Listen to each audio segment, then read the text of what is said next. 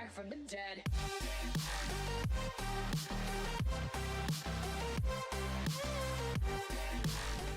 Hey guys, Frozen X is here, and this is just going to be a beginner's guide video. So if you've been playing Crossout for a while, there's really not much here for you to learn. I'm just going to briefly cover over the important things you'll need to learn in the very beginning in the game. My original beginner's guide video has been getting a lot of hate recently because, well, it's old. Pretty much just outdated. So I'm going to make a new one. Hopefully it'll be a bit better too, because I didn't really do a great job of explaining things in the last video.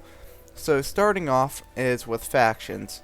You won't be able to choose a faction until it's either level 5 or level 10 with the engineers. You might be able to choose a faction right away by the time open beta comes out. I know they've been toying around with that, so I'm not going to say anything for complete certainty, but you'll start out as the engineers. When you reach a certain level, which the level has changed, so you know, and it could change again in the open beta. So once you reach a certain level, you can select a faction. You can go through already and look at everything they have, but to summarize it, lunatics are mostly rockets, and they have a lot of melee weapons, and you know, some of the chameleons, things like that. Generator. Most of the factions have generators. I don't know if the nomads do, but regardless, nomads are more of the projectile group where they fire the cannons, the miniguns, heavy machine guns. They've got a missile drone, things like that. And scavengers are the cannons of the set: 100mm turreted 88, grenade launchers, the Pyre launchers, the homing missile launcher, more powerful engines, things like that. All of them have their benefits. The only thing about them is you can only change factions once every 24 hours. So as you can see, I am in the Nomads faction right now, because you can see it says current faction in the top left there. And if I go over and change to Scavengers, it just lets me change right away, no problem. But if I try and change back, it says I can't change factions for another 23 hours and 59 minutes. So you can only change factions once a day, which isn't bad. It just prohibits you from being able to craft all of the parts at once. So if you are a current faction and you're planning to switch, I'd make the parts from the current faction first and then switch. But no matter what faction you are, you're always able to craft the blueprints for the engineers, because they are the base set, or I guess it's the base faction. And yeah, the last thing about factions is, if you'll notice, I can see up here, like right above everything, or all the item list, I can see it says will build 4 parts. If I were a faction, say, nope, aw man, I don't have a faction where I don't have the workbench, but you're going to need to pay coins to buy a workbench. With a workbench, you'll be able to build so many parts with this faction. You can't just build an unlimited amount of parts and that's, you know, hunky-dory. You have to continue to buy a workbench. It's very cheap, but if you're only building, you know, stupid things like you build a bunch of wheels and whatnot, it will go quickly and you'll end up having to buy more. But that's pretty much the gist of factions. They're probably the most in-depth thing I'm going to go into in this video. There's really not much else. I mean, there's vehicle blueprints, which you probably won't use. You can go through and look at the equipment yourself. I'm not going to cover everything you unlock for each faction. That would just kind of be ridiculous. But moving on to the next thing is the market. The market's quite simple. Search what you want in here, or search by rarity. You could just figure it out. You know, sold for, you could put it to, you know, the most first, or, you know, the least first, and go up from there. But really, there's not much to say about the market. It's kind of exactly what you'd expect.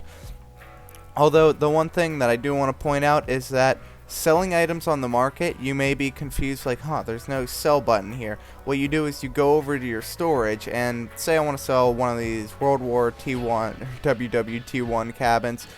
You just right click sell. Notice how you get a small amount. You'll see in the top right there is tax in this game, so be aware of that. You're not going to get exactly the listed price. Now, while I'm in storage, here are the main parts of the game. Scrap metal, you're going to need this from the very beginning. You'll always get scrap metal from winning a game unless you're playing Get the Wires or Get the Electronics, or you're in a raid. Copper is what you get from raids. Wires you get from, like I said, Get the Wires matches, and electronics are from Get the Electronics. Now, when you're first starting, though, wires and electronics you don't need to worry about right away. I mean, it's nice to build up wires because you will use them for your purple parts, but in the very beginning, scrap metal and copper is pretty much all you need. Once you start getting to about level 5 with the faction, that's when you're going to start needing wires, and you won't need the electronics until you're level 13, and, you know, you need to get level 13, and you need to get this stuff, which requires a massive amount of electronics. So, yeah, that's pretty much it for the base things. If you don't know how to get to raids, it's literally just click battle, middle of the screen, go over to raids, and you can choose which raid you want to do. They're based on power score. You have to have a certain power score to do them. And the raids change every 24 hours. You can see a PvE, a team of player fights raiders. New missions will be available in 16 minutes about. Invasions, I would be very careful about going into those. They are extremely difficult. Like, the bosses in them are really hard, but still doable. I don't know if you'd be able to do it from the very beginning, but yeah, it's quite difficult. And other than that, race defense are pretty easy. Sieges aren't bad. You know, you just have to destroy pump jacks. I have tutorials on all of these except for the heist ones, which I will be producing before the open beta hits. So, yeah. Other than that, you know, the stores, right now it's just for packs. This is probably going to be changed to microtransactions once the open beta hits, because, you know, there really won't be a point of packs. But yeah, this will most likely be microtransactions sometime soon. Expedition, you can go ahead and look at some of the crazy vehicles people have bought, that people have made, and, you know, it's really cool to look at. You know, some of the stuff is just absurd. You can go ahead and test drive it if you want. Unless you have all the parts, you can't take it into combat, though, which is unfortunate. But yeah, here's Gary from SpongeBob. That's cool. But anyway, that's pretty much it for Expedition. And then Season, I'm going to be making an entirely separate video on Season. But the gist of it is, this is your reward for completing all of these things. Okay? Once you complete all 8 tasks, you get that. And tasks are quite simple, like destroy 10 raiders in 1 victory, which is destroy 10 AI vehicles inside of a raid. Next one is win 5 battles. That's pretty self-explanatory. Next one is destroy 5 players with using autocannons. And as you can see, over time, you know, they're going to get more progressively difficult, and then until you get this one where it's win 3 battles in a row, install turrets. So, you know, it gets progressively more difficult, but the rewards are worth it. And basically they're organized: easy, medium, hard. Easy on the left, hard on the right. And yeah, that's really all there is to that. Other than that, some just brief things I should cover are gasoline. You'll see this in your top right corner. It is your green gas. It will refill once every 24 hours. You get 200 gas, and you use gas to get into raids. Hards cost 100, normals are 40, easy are 10, invasions are also 40. The market, you can also go ahead and buy gas, or sorry, it's called fuel. And I'm looking through blue is the issue.